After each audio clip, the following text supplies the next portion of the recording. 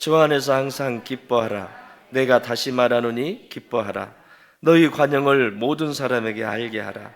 주께서 가까우시니라. 아멘. 염려하지 말고 다만 모든 일에 기도와 간구로 너희 구할 것을 감사함으로 하나님께 아뢰라. 아멘. 이스라엘 백성들에게 모세가 마지막 생을 다하면서 마지막 한 일은 이스라엘 12지파를 축복한 겁니다. 성도는 어느 곳에 있든지 축복하는 자리에 있어야 합니다. 누군가를 저주하거나 원망하는 곳에 있으면 그것은 나뿐만 아니라 지체들도 힘들어집니다.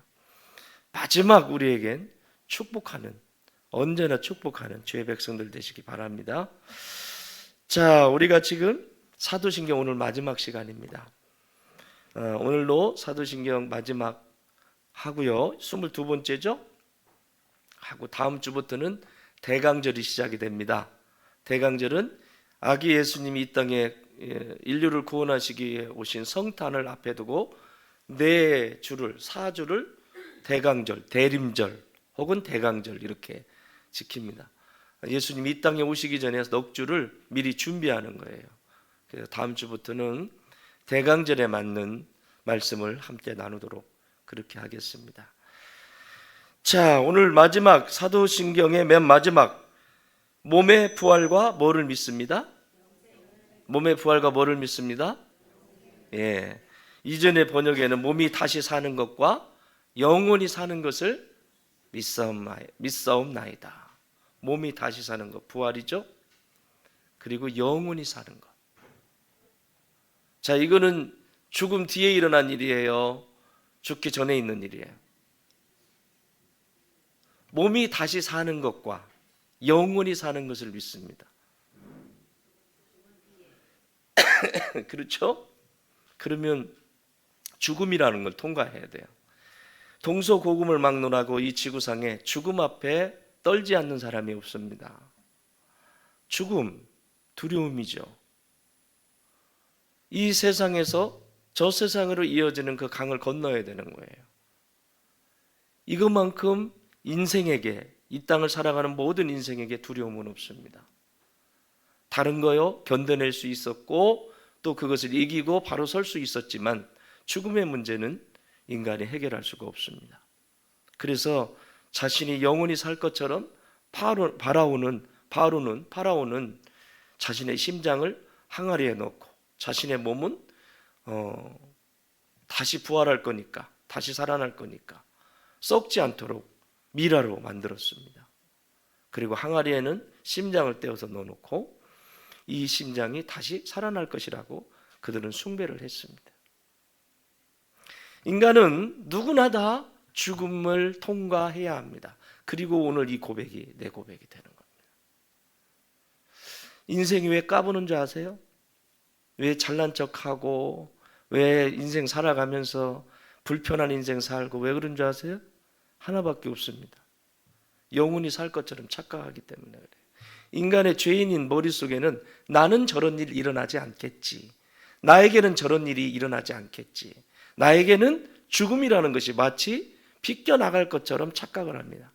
그러나 누군가의, 내가 사랑하는 사람의 죽음 앞에 서면 다시 또 제정신이 들어와서 돌아보게 되죠. 얼마 전에 보내드린 어머니, 저희 어머니 권사님 건강하실 때 신신당부했어요. 저희 아버지한테 부탁을 했는데도 아버지는 천국이 얼마나 좋았는지 빨리 가셨기 때문에 몸이 좀 이상이 있거나 주님이 부르실 날이 가까우면 천사 양반한테 꼭 얘기하시라고, 내 가족들한테 다 인사하고 아들, 특히 이 막내 아들은 꼭 보고 그러고 하도록 천사가 데리러 오면 얘기하라고 그랬어요. 어머니를 뵙기 전에 3일 전에 이제 뵙고 와서 3일 후에 돌아가셨는데, 어머니를 뵈러 갔는데 요즘 자꾸 뭐가 왔다 갔다 한다.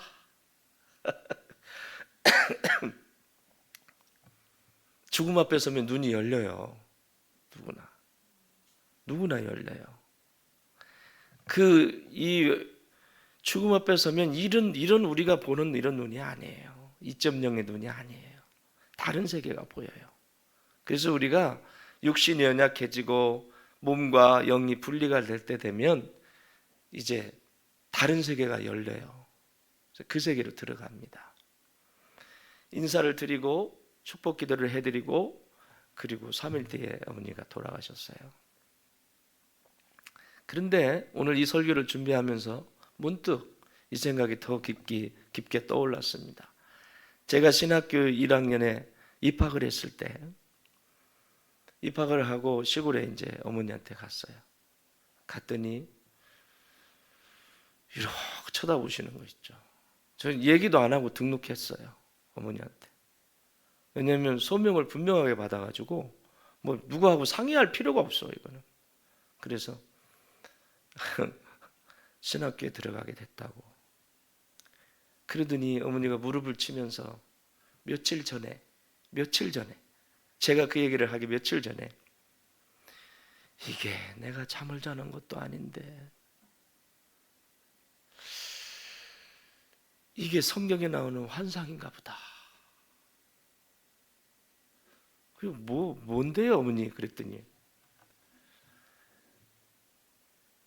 이렇게 교회가 있는데 교회가 낡았대요. 이렇게 낡았더래. 겉으로 봐도 낡았더래. 그런데 그 교회 문을 이렇게 열었더니 이런 식으로 돼 있는 거예요. 이런 식으로 돼 있는데 2층, 중 2층으로. 저기도 지금 사무실, 우리 목회실이 없으면 중 2층이거든요. 예배당이.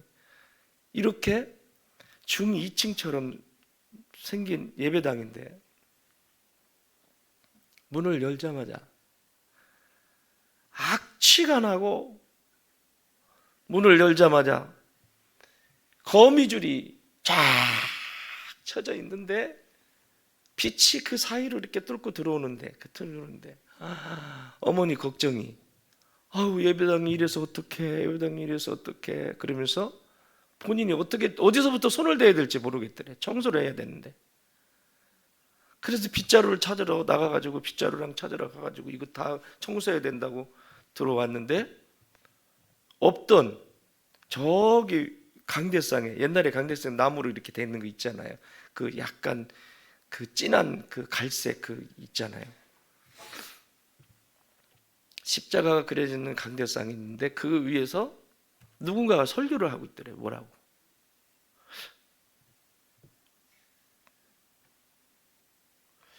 거미줄 때문에 잘 보이지가 않더래요.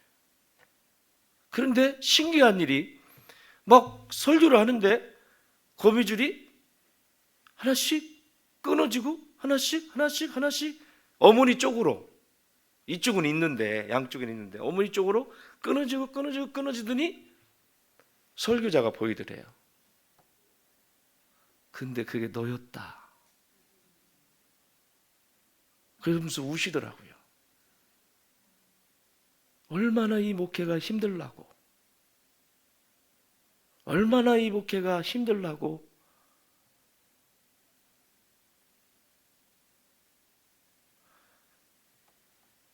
야, 신학교 들어가서 그냥 바로 어머니한테 상의한 적도 없다니까. 그래서 우리 어머니가 기도 또 얼만큼 하셨겠어요.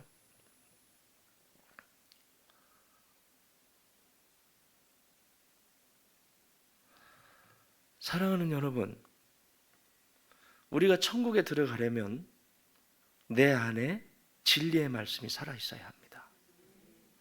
교회 다니는 것으로 안심하지 마십시오. 교회 다니는 것으로 안심하지 마시고 예수님을 믿으십시오.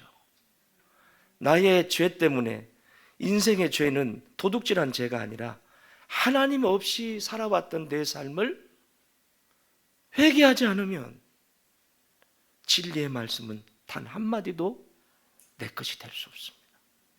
왜냐하면 마귀는 알거든요. 그 진리의 말씀이 들리면 어떻게 변하는지, 어떻게 달라지는지를 알거든요. 그러니까 자꾸 거미줄 치는 거예요. 보이지 않게, 들리지 않게. 사랑하는 여러분, 간곡히 부탁드립니다. 진리의 말씀을 붙들고 예수를 믿으십시오. 인생의 어느 누구도 내 죄의 문제와 죽음의 문제를 해결할 사람은 없습니다. 죄가 전혀 없으신 예수님께서 당신의 삶을 다 들여서 목숨까지 바쳐서 십자가에서 내 죄를 도말하시고, 그리고 죽은 지 3일 만에 다시 살아나셔서 죽음의 문제를 해결하신 분이시라고요. 할렐루야. 그래서 어머니를 이렇게 뵀더니, 여러분, 이 사람이 천국에 들어갔는지 지옥에 갔는지 누가 제일 먼저 할까요? 대충 장의사. 장의사들은 너무 많이 보잖아요. 그죠? 너무 많이 보잖아요. 실력 올 때부터 다 보잖아요. 처음 모든 걸 다 보잖아요. 이렇게 보면 이분이 천국에 갔는지 이분이 지옥에 갔는지. 근데 중요한 건 장의사들도 무교인 사람들이 많아요. 왜냐하면 이 세상에 종교가 하도 많으니까. 그런데 어떤 사람들은 관에 이렇게 십자가 딱 해가지고 예수 믿는다고 딱 했는데, 장의사는 알아. 저 사람은 십자가는 그려놨지만 천국에 가지 못했을 것 같다. 장의사들이 안 돼요. 여러분, 우리가 어떻게 이 죽음의 문제를 해결한다고요? 예수 그리스도의 피값이 아니면 이 죄 문제는 해결할 수가 없습니다. 이 죄 문제가 해결이 안 되면 천국에 들어갈 수가 없어요. 천국은 죄가 있는 곳이 아니거든요.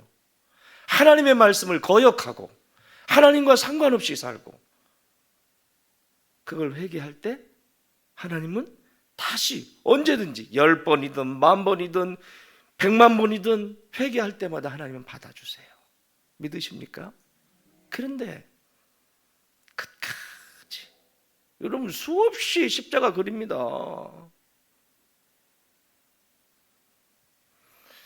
입건을 하시는 그 선생님이 참, 이 어르신은 참 편안하셨습니다 그러더라고요. 그런데요, 누워 계신데 이제 마지막 얼굴 뵀잖아요. 이렇게 뵀는데 주무시는 것 같아요. 진짜 그냥. 여러분, 장의사가 뭔지 알기 전에 우리가 뭔지 알아야 돼요. 믿으십니까? 질문 드립니다. 여러분 지금 죽으면 천국 갈 수 있습니까? 여기에 뭐가 조금이라도 걸린다면 제 방으로 오세요. 여기 있는 목사는 여러분들을 천국으로 인도하는 자리이지 여러분의 비율을 맞추는 자리가 아닙니다. 여러분 한 사람 한 사람을 지옥에 가지 않고 100% 천국으로 인도하는 것이 제 사명이라고요.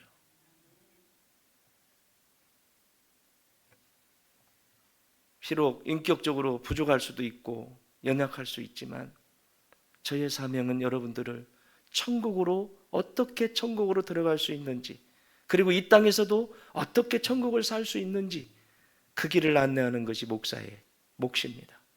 자, 우리가 이 마지막이라고 하는 이 마지막 죽음은 반드시 있습니다. 히브리서 9장 27절에 보면 한 번 죽은 것은 사람에게 정하신 것이요 그 후에는 뭐가 있다?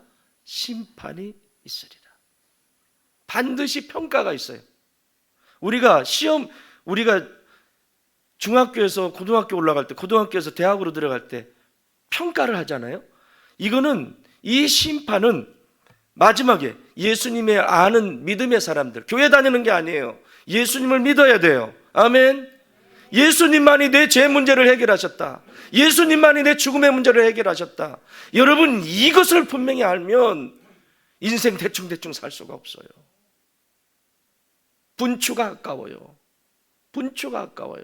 내가 먹는 것도, 공부하는 것도, 일하는 것도, 모든 것이 달라지게 돼 있어요. 한 번 죽는 것은 누구에게나 정해져 있어요. 여기 있는 정 목사도, 여러분도. 그러나 그 다음에는 심판이 있어요. 근데 그 심판은 믿는 우리에겐 천국 영생으로 들어가는 길이고, 그 심판이 믿지 않는 자들에겐 영벌로 들어가는 거예요. 다 똑같이 죽지 않습니다. 지옥에서도 영원히 죽고 싶어도 죽지 못하는 영원히 살게 돼 있고, 천국에서도 영원히 살게 돼 있습니다. 그걸 영생이라고 말하고, 지옥에서 사는 것을 영벌이라고 말합니다. 나는 우리 좋은 땅의 모든 가족들 가운데 단 한 사람도 지옥에 가는 인생이 없기 바랍니다.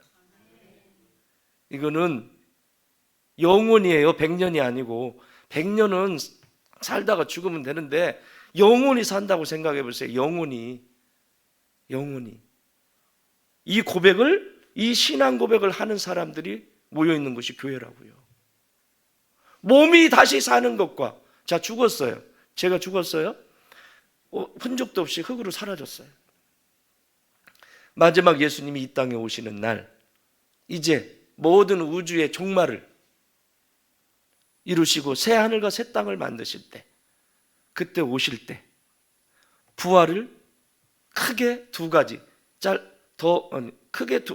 크게 두 가지, 아니지, 작게 두 가지, 크게 세 가지. 고린도전서 15장에 나와 있습니다. 이렇게 기록합니다.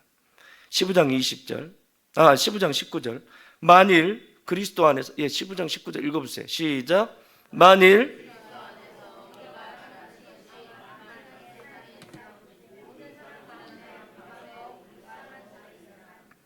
여러분, 굉장히 중요한 말씀이에요. 만일 그리스도 안에서 우리가 바라는 것이 다만 이 세상 삶뿐이면 모든 사람 가운데서 우리가 더욱 불쌍한 자이다. 여러분, 천국에 있는 거 믿으세요? 진짜요? 여러분, 천국 들어가실 거죠? 그래서 그것을 보고 사는 거야, 오늘. 이 생에 없어질 것을 보고 있는 것이 아니라 마지막 주님 앞에 설 때를 보고 있는 거예요. 그래서 오늘 내 삶이 그렇게 대충 아니에요. 값지게 살아가는 거예요. 값지게. 후일의 심판을 받기 위해 다시 살아난다고 또 가르쳐 주세요. 20절 시작. 잠자는 자들의 첫 열매가 되셨도다. 예수님이 부활의 첫 열매가 되셨어요. 2000년 전에 부활하셨죠? 첫 열매가 되셨어요. 두 번째 21절 시작.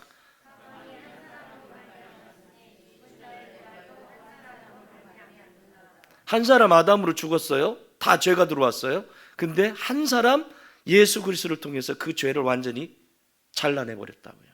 그래서 그를 믿는 자마다 영생을 얻게 되는 거예요. 자, 그 다음에 15장 22절 시작.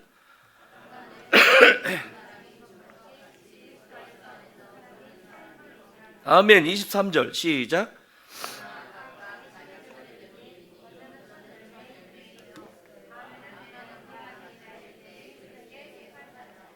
예수님이 부활하셨잖아요. 그 다음에 예수님이 이 땅에 오실 때 누가 뭘 한다? 예수님 때 뭐 한 자? 속한 자가 누구예요? 예수님께 속한 자가 누구예요?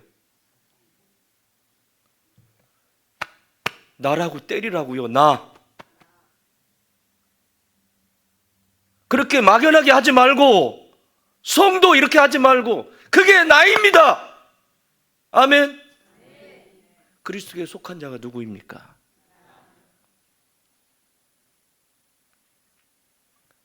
자신 있게 이야기를 못하면 천국은 보장받을 수 없습니다. 나는 누가 뭐라고 해도 나는 하나님의 자녀야. 나는 누가 뭐라고 해도 나는 그리스도께 속한 자야. 비굴하게 살 수 없어, 인생을. 왜 인생을 구걸하면서 살아요? 그죠? 세상 앞에서 왜 구걸하고 사냐고. 나는 그리스도께 속한 자입니다. 다시 사는 부활은 첫 번째는 그리스도이지만 그 다음은 성도예요. 그 다음은 이제 영원히 영벌에 들어갈, 지옥에 들어갈 자가 부활한다는 거예요. 죽음이 끝이 아니에요. 그래서 우리가 이렇게 신앙 고백을 하는 거예요. 몸이 다시 사는 것과 영원히 사는 것을 내가 믿습니다. 영원히 사는 것을 내가 믿습니다. 끝이 아니라는 거죠. 영생이라는 거죠. 그래서 바울 사도는 이런 신실한 성도들에게, 천국의 백성들에게 마지막 15장 마지막 절에서 부탁을 합니다. 58절 시작.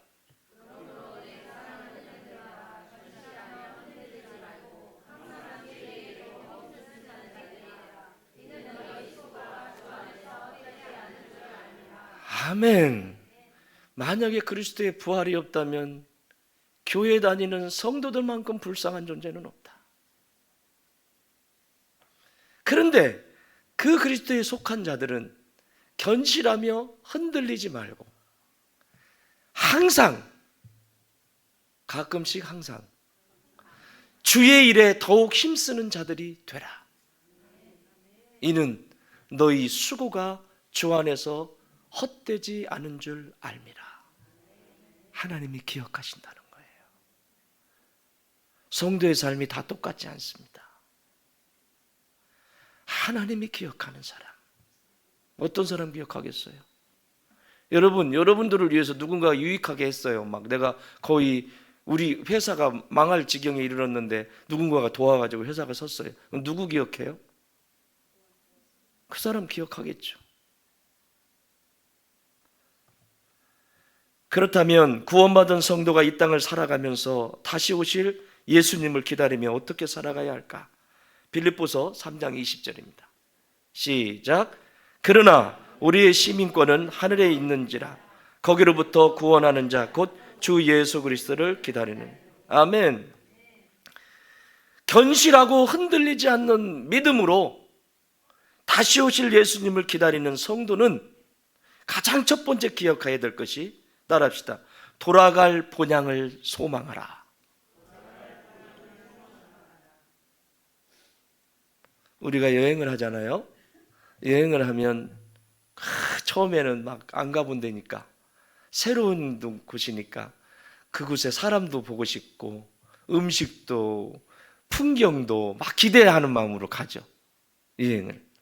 근데 여행을 가면 한 일주일 있으면 어떻죠? 일주일도 안 가. 한 3, 4일 지나면 어디 가고 싶어요? 여행 더 가고 싶어요?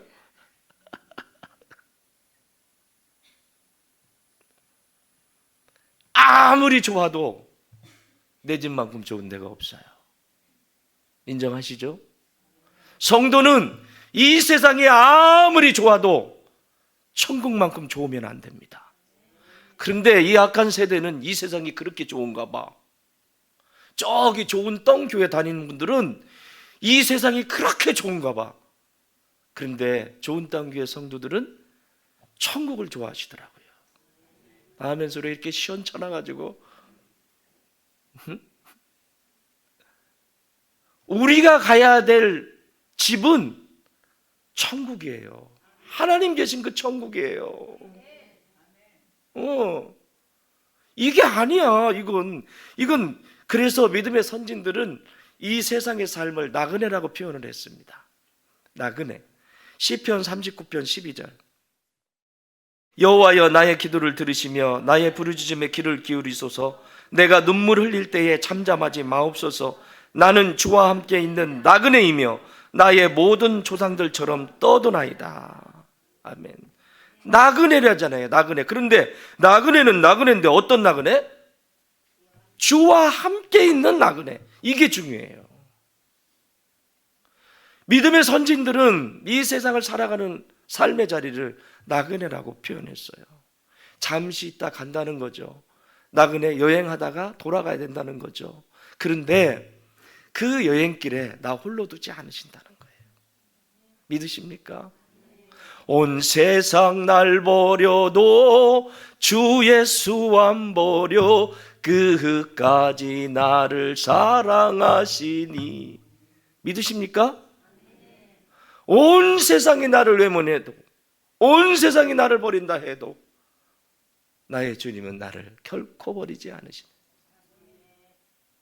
그래서 나그네 길이 다 다르지만, 몇 년인지 그건 다 다르지만 그 길을 걸어가면서 내 힘으로 그 나그네 길 걸어가면 고단한 것이고, 주와 함께 그 나그네 길 걸어가면 기쁨이 넘칩니다. 아멘.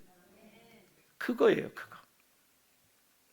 이런 나그네가 기다리는 본향이 있다고 해요. 히브리서 11장 16절 시작. 그들이 이제는 더 나은 본향을 사모하니 곧 하늘에 있는 것이라.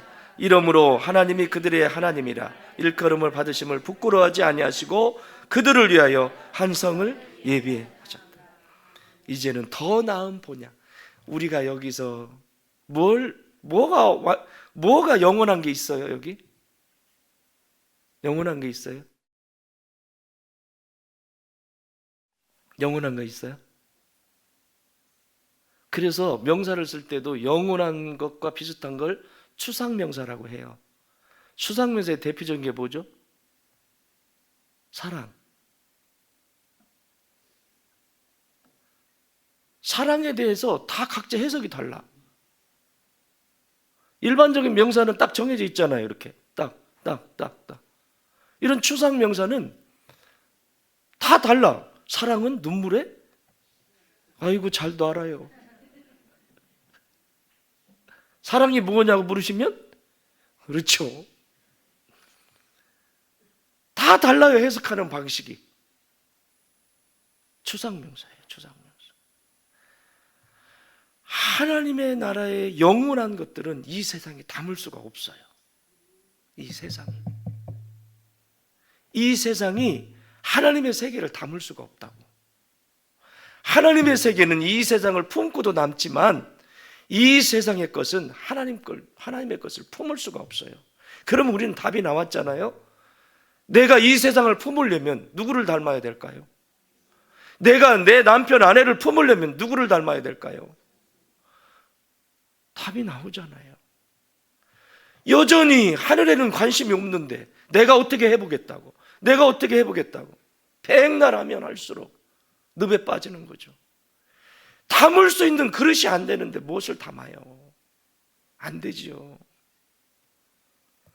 이 본향에 대한 얘기를 시간이 그래도 다룹시다. 예수님이 나사로가 죽잖아요. 요한복음 11장에 보면 나사로가 죽어요. 어떻게 나사로야 나와라 이렇게 살려셨다. 끝. 그런 얘기가 아니에요. 이 얘기는 죽은 나사로를 살리시기 전에 마르다와 대화 속에서 이미 나사로는 다시 살아났고 마르다도 다시 살아나는 역사를 보게 돼요. 대화 속에. 자, 요한복음 11장 24절. 자, 읽어보세요. 시작. 마르다가 이르되 마지막 날 부활 때에는 다시 살아날 줄을 내가 아나이다. 아멘. 지금 나사로가 죽었어요. 죽었는데 예수님이 가니까 예수님한테 뭐라고 하냐면 그건 마지막 날에 부활할 때에는 다시 살아나는 것 내가 믿습니다. 이거 아니겠어요? 지금 사도신경? 몸이 다시 사는 것과 영혼이 사는 것을 믿습니다. 마지막 날에 그때 내가 다시 사는 거 믿습니다. 내가. 그런데 지금 이 나사로는 내 오빠는 글쎄요 이렇게 하는 거죠. 글쎄요 내가 죽고 난 다음에 나중에 주님 오실 때 다시 살아나는 거 나는 믿어요. 그런데 글쎄요 그때 예수님이 말씀하십니다. 25절 시작.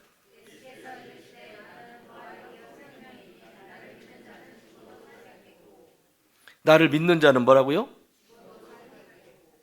나사로가 믿었다는 거예요? 믿지 않았다는 거예요? 믿었다는 거예요. 죽기 전부터. 죽어도 뭐 하겠고? 살겠고. 그걸 보여주는 거예요. 이미 나사로는 마르다처럼 자신이 죽어도 주님 다시 오실 때에 다시 살리시는 것을 믿었다는 얘기죠. 또 26절 시작. 무릇 살아서 나를 믿는 자는 영원히 죽지 아니니 이것을 네가 믿느냐. 무릇 살아서 믿는 자는 누구를 얘기할까요? 지금 1차적으로 마르다를 얘기하는 거예요. 지금 네가 살아서 나를 보지? 지금 네가 나 살아서 보지? 영원히 죽지 않을 거야. 아멘입니까? 그래서 나사로의 다시 사는 사건은 그대로 마지막 고백하잖아요. 27절 이르되 주여 그러하외다. 주는 그리스도시요 세상에 오시는 하나님의 아들이신 줄 내가 믿나이다. 이래서 죽은 나사로는 다시 살아나고, 살아났다고 나사로 죽었을까요? 안 죽었을까요? 죽었죠. 또 연수를 다시 죽었겠죠. 근데 그것이 끝이 아니라 죽었어도 다시 그 몸이 부활할 것을 이들은 믿고 죽었다고요. 여러분, 여러분의 인생의 마지막에 내가 기력이 빠지고 마지막에 영원한 하나님 나라의 소망을 꼭 붙잡으셔야 됩니다. 내가 지금 죽어도 예수님이 그 마지막 날에 나를 다시 살리신다. 그래야 마지막 이르렀을 때 편안하게 눈을 감습니다.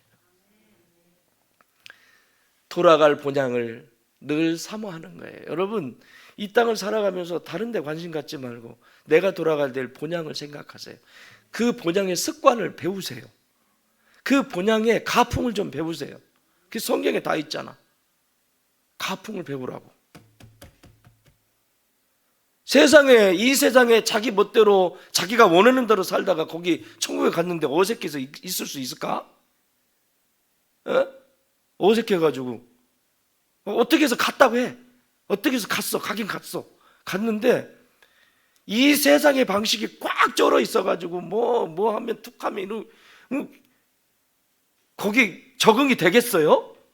막 욕도 육두문자 하고 해줘야 되는데 당최 이건 내 스타일이 아니야. 이건 아마 예수님이 들어오게 했다가도 자기가 못 견뎌서 나올 거야. 자기가 못 견뎌서. 그냥 한 말이에요. 이거는 성경에는 없어요. 그렇지 않겠습니까? 그래서 오늘도 저와 여러분이 이렇게 살아있는 이유는 하나님 나라, 하나님이 좋아하시는 것이 무엇인지 우리가 견실하고 흔들리지 말며 주의 일에 힘쓰는 자가 되라 라고 말씀하시는 것은, 우리에게 지금 호흡할 수 있고 생명을 주셔서 유지하게 되는 것은 주님 그 천국의 모습을 지금 여기서 닮아가라고 지금 기회를 주시는 거라고요. 믿으십니까? 옛날에는 육두문자 했는데 예수님 교회 다니고 예수님 만나고 나니까 내 입이 얼마나 깨끗하게요. 이렇게. 옛날에는 내 거밖에 모르고 이것도 내 거, 내 것도 내 거, 네 것도 내 거, 다 내 거 하는데 내가 이 좋으신 예수님을 만나니까 내가 뭘 주지? 뭘 줄 수 있을까? 뭘 더 줄까? 뭘 더 줄까? 얼마나 보기 좋게요? 그렇죠? 이게 정상적으로 지금 천국의 모습을 닮아가는 거예요. 옛날에는 모이기만 하면 뒤에서 김 집사 얘기 들었니? 한부터 시작해서 박 집사, 이 집사 다 나오고 그러다가 진짜 예수님을 제대로 만났어. 아이고, 나는 저보다 더하다. 나는 저보다 더해. 볼 것도 없어. 내가 지금 은혜가 아니면 나는 쟤보다 더해. 정상적인 사람이에요. 근데 지는 잘못한 게 하나도 없대. 막 자기는 그냥 의인이야. 막 거의 막 벙벙 떠가지고 저기 모든 상은 자기 거야.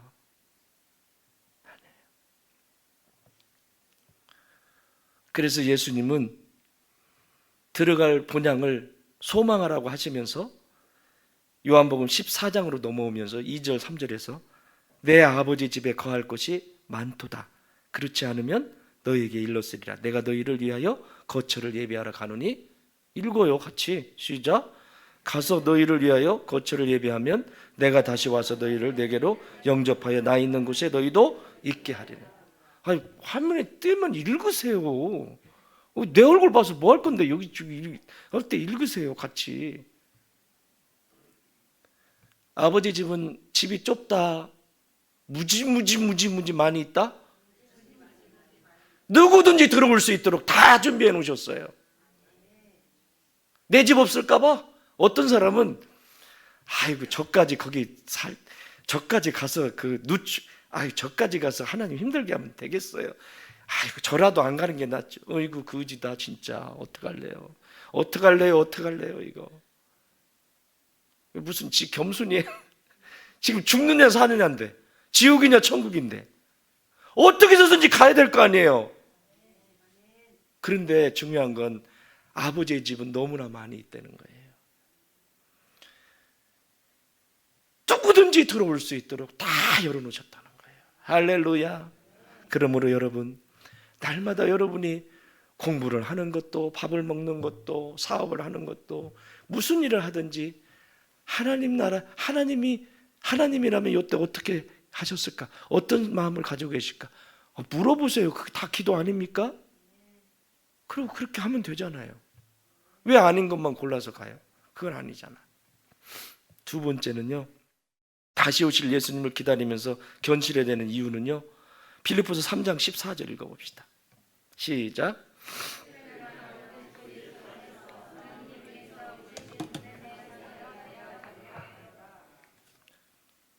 따라합시다. 부르심의 상을 바라봐라. 아까 우리 고린도전서에서 보셨죠? 그리스도의 부활이 없다면 그리스도인 만큼 불쌍한 자는 없다. 우리는 믿음의 상을 따라서 그 상을 바라보고 지금도 달려갑니다. 표대를 향해 달려가요. 부르심에 분명히 상이 있어요. 뭐라고 그랬어요? 부르심. 여러분, 이 좋은 단계 여러분을 부르신 거 믿으십니까? 제가 오라고 그래서 왔어요? 목사님 오라고 그래서 왔잖아요. 그래요? 그 부르심이 분명하지 않기 때문에 흔들립니다. 그러나 하나님이 나를 이곳에 있게 하셨다. 그러면 그 부르심에는 반드시 상이 있어요. 어떻게 할 때? 잘 들으세요. 이제부터.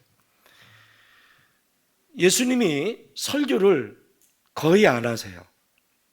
거의 안 하시고 복음서에 보면 그냥 나뭇가지로 레슨 1, 그래서 나뭇가지로 가르쳐서 새를, 꽃을 이렇게 가르치시지, 본인이 앉혀놓고 설교하는 것을 뭐라고 그러죠?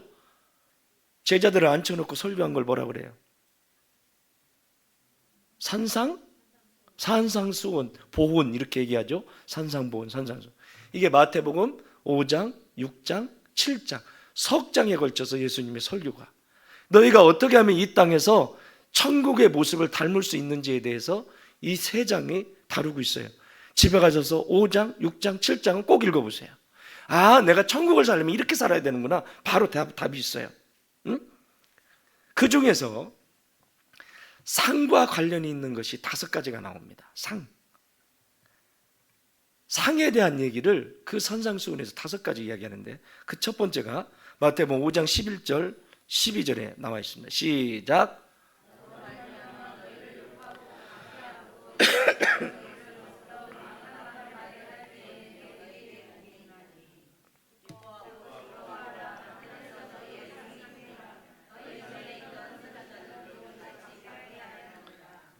자, 하늘의 상이 크다고 하는데 이 상이 뭐예요? 진리가 있는 자리가 상이 있는 자리입니다.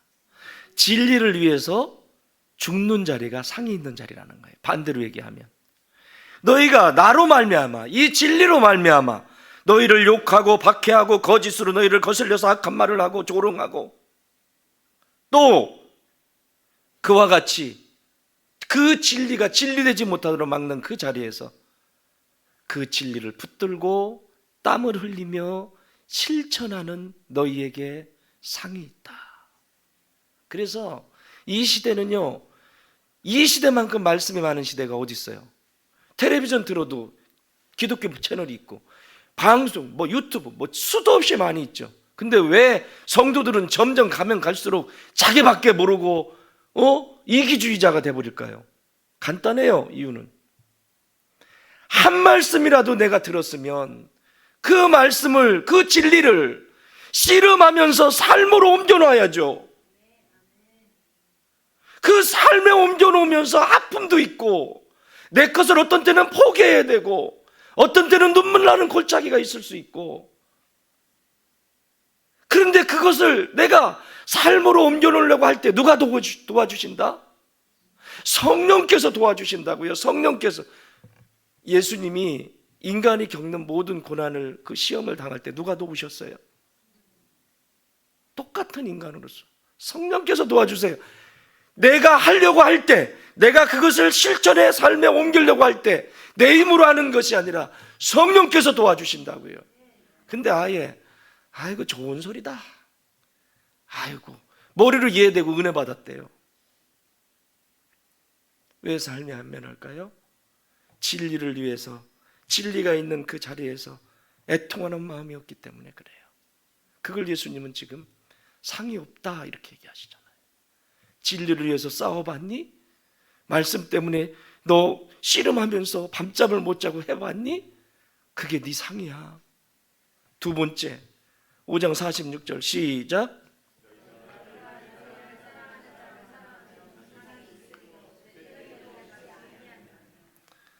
세상 사람들은 그렇다고 쳐요. 그냥 세상 사람들은 그냥 그렇다고 쳐.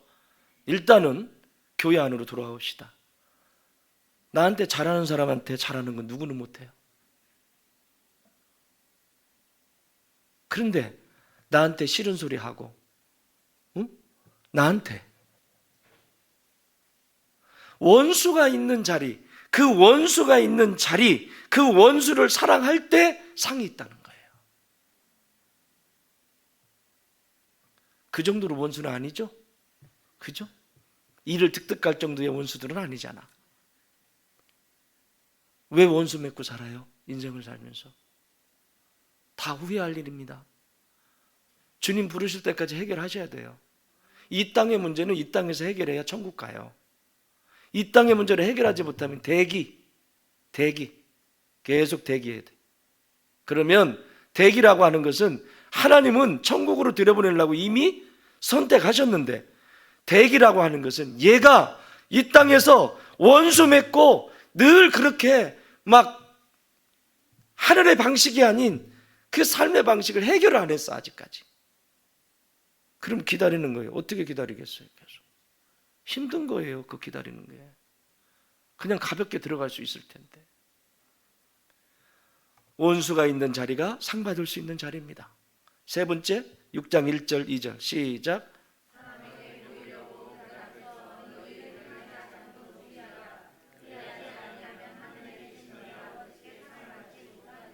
네, 거기까지만 해요. 2절도 있는데 2절 길어. 무슨 얘기냐면, 내게 보이려고 그들 앞에서 너희 행하지 않도록 해라. 뭐냐면 사역이에요. 사역. 교회 속에 일이 있죠. 하나님이 이제 얼마 안 있으면 이제 홀리인데이 하잖아요. 사역이 있어요. 사역을 하는데, 하나님이 맡겨준 일을 하는데 나 하나 하니까 이런 일 하지. 끝났어요. 따라합시다. 나 같은 것을 써주셔서 감사합니다. 이게 상 받는 사람이에요. 혹여라도 마음속에 요만큼이라도 내가 있으니까 그렇게 됐지, 무슨 일을 하든지 교회가, 예수님의 몸인 교회가 여러분에게 무슨 일을 맡겨주시면 나 같은 것에게 이 귀한 직분을 맡겨주시고, 나 같은 것에게 일을 맡겨주시고, 이게 죄인인 나를 인식한 사람들의 고백이에요. 이 죄인의 고백이 있어야 구원이 임해요. 내가, 누가 잘하는 말이지? 내가, 누가 하는 말이지 이거? 이사야 선지자가 얘기하잖아요. 루시퍼 천사장 루시퍼의 고백입니다. 내가 이 뭇벌보다 더 높이 서리라. 내가 마귀의 성품이에요. 그래서 상이 없는 거예요. 이거는 사역의 자리에서, 내게 맡겨주신 사역의 자리에서 상을 받을 수 있는 비결이에요. 외식하지 마라. 외식하지 마라. 너에게 막 구제하는 일이나 무슨 일을 하든지 외식하지 마라. 네 번째, 6장 5절 시작.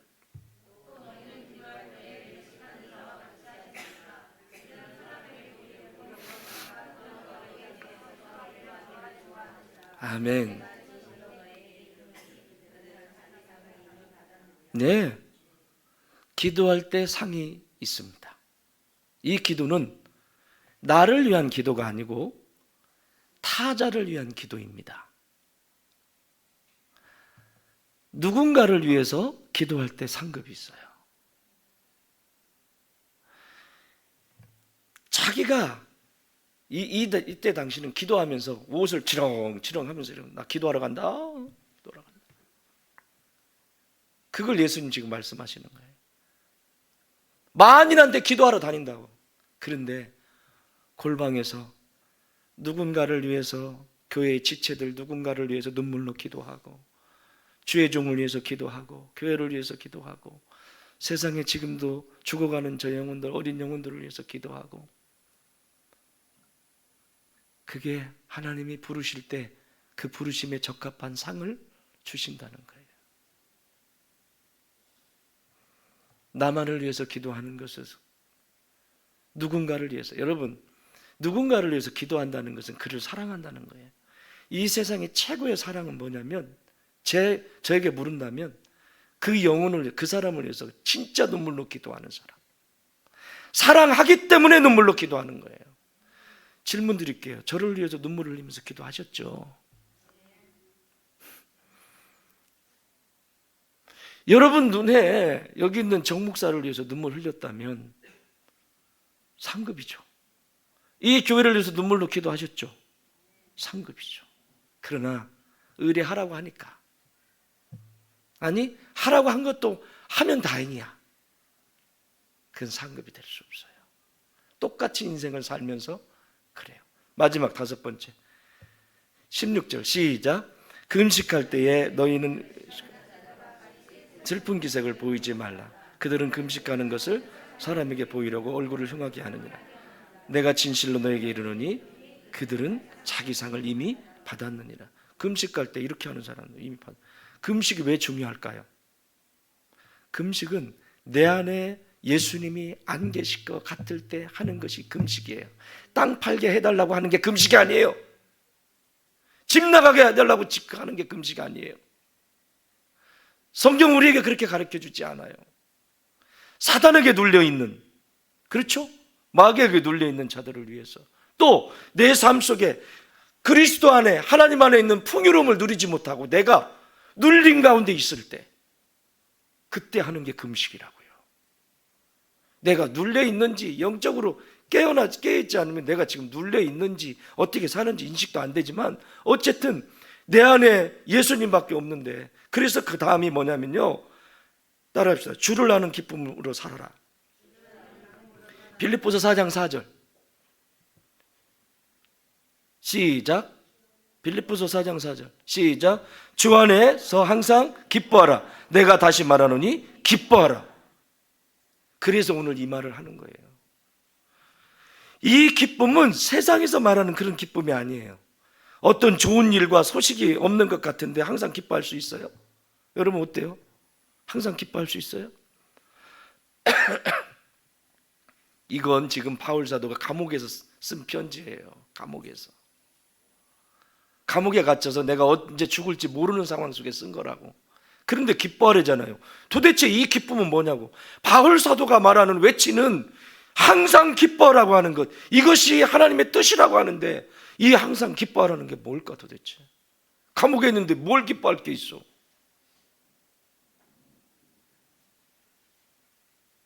땅에 속해 있으면 이것이 이해가 안 돼요. 땅을 쳐다보면. 그런데 하늘을 보면 이것이 이해뿐만 아니라 내 것이 됩니다. 이 기쁨은 예수님을 날마다 조금씩 알아가는 그 기쁨을 말하는 거예요. 내가 비록 몸이 갇혀서 감옥에 있지만 이 속에서 내가 날 사랑하신, 나를 위해 전부를 내어주신 그 예수님의 사랑을 알아가는 그 기쁨, 그 크신 사랑을 알아가는 그 기쁨, 그 기쁨이 성도가 누려야 될 기쁨이에요. 이 세상에 뭘 갖다 줘보세요. 기쁨이 얼마나 가나? 잠깐이지. 그렇게 애기도 이쁘다고 막 그랬는데 애가 커가지고 징그러져 버리지 이제 나중에. 그래서 항상 기뻐라고 하는 거예요. 믿음의 선진들도 이것을 이렇게 얘기했습니다. 시 37편 4절 또 여호와를 기뻐하라. 그가 내 마음의 소원을 내게 이루어 주시리로다. 뭐를 기뻐하라? 누구를 기뻐하라? 그리하면 뭐 한다고요? 내 소원이 먼저가 아니라, 내가 이루고 싶은 어떤 것이 먼저가 아니라, 하나님이 기뻐하시는 것을 내가 어떻게 할 수 있을까? 하나님의 기쁨에 어떻게 동참할까? 하나님을 알아가는 그 기쁨, 그 기쁨을 가지고 있는 자들에게 네 마음의 소원을 내게 이루어 줄 것이다. 순서가 바뀌었잖아요. 순서가 바뀌었잖아요. 사랑하는 여러분, 여러분 안에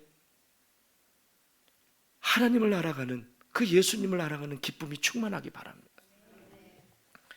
말씀을 열어 읽을 때 어제 못 보았던 말씀이 또 다시 이 안에 알아가는 기쁨, 기도의 자리에서 그 하나님을 알아가는 기쁨, 이렇게 예배의 자리에서 하나님을 알아가는 그 기쁨, 그 기쁨, 영원한 기쁨, 빼앗길 수 없는 기쁨.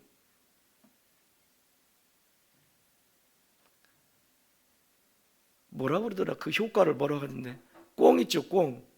꽁하고 타조가 이제 그런 현상을 가지고, 헤드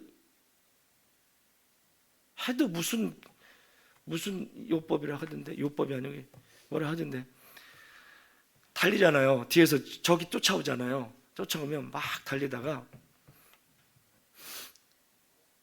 자기가 더 이상 달릴 데가 없으면 뭐 하죠? 머리만 덤불에다가, 몸은 다 나와 있는데. 꽁이 그래요, 꽁이. 가다가 자기 머리만 숨기면 다 숨은 줄 알아. 저희 막내가 어려서, 저희 막내가 술래잡기를 하면 천재였어요. 술래잡기를 하잖아요. 언니들하고 술래잡기를 하잖아요. 그러면 내가 술래할게, 그러면 꼬맹이가 술래할게, 그러고서 언니들이 술래할게, 그러면 나 숨을게, 그러고 숨어요. 숨다가 숨을 곳이 없어. 그러면 지가 눈 가리고.